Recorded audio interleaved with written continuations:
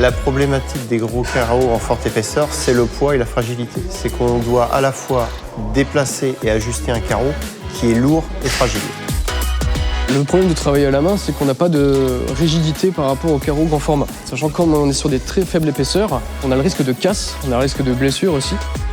Certaines entreprises avec qui on a travaillé refusaient d'intervenir sur certains de ces chantiers pour ne pas mettre leurs compagnons dans des situations trop sollicitantes.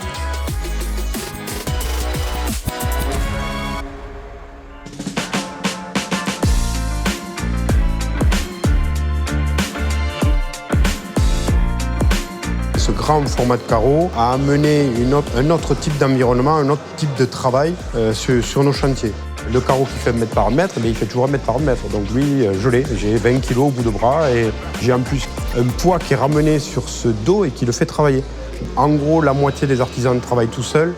Il faut que le matériel puisse suivre pour qu'on puisse continuer, nous, à être indépendants.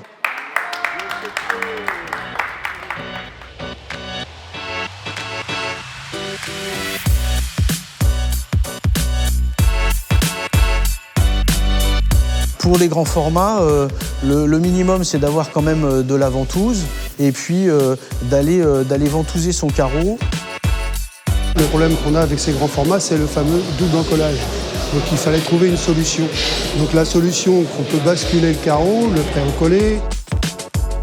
C'est effectivement les professionnels qui m'ont amené des remarques pour enrichir la machine, et notamment le double encollage que moi j'avais pas vu comme étant très utile, mais c'est par l'intermédiaire de la CAPEB et de l'OPBTP en fait que j'ai été amené à trouver une solution pour fournir cette fonctionnalité.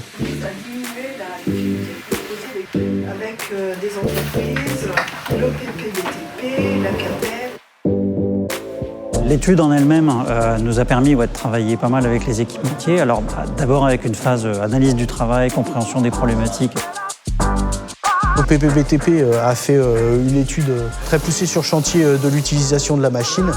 C'est effectivement quelque chose qui a été important pour la challenger, disons. Voilà. Proposer ce genre de matériaux, si vous n'anticipez pas la manutention avant l'opération de travail de pose, c'est pas possible. Il faut que l'entreprise en soit bien consciente. Les ventouses, ils ont trouvé ça super.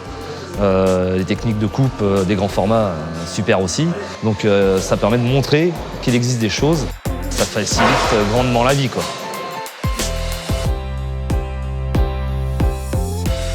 Je pense qu'avec le temps, il y a des choses qui vont s'améliorer pour nous aider à moins porter de charges lourdes. C'est plus efficace pour porter les carreaux. Ça reste un gain-temps, on se fait pas mal. On pense pour le plus tard avec ces machines-là. Ce genre de matériel qui est d'un prix raisonnable n'est absolument pas un frein. Comme l'évolution des grands formats a beaucoup évolué, il faut adapter les outils à l'homme. Et il n'est pas question de faire l'inverse. Donc de toute façon, il faut préserver la santé de ses salariés. C'est essentiel d'avoir l'aide de ces organismes pour gagner en notoriété et pour que j'ai des clients qui puissent me faire confiance et suivre l'évolution de mes machines, de mes équipements.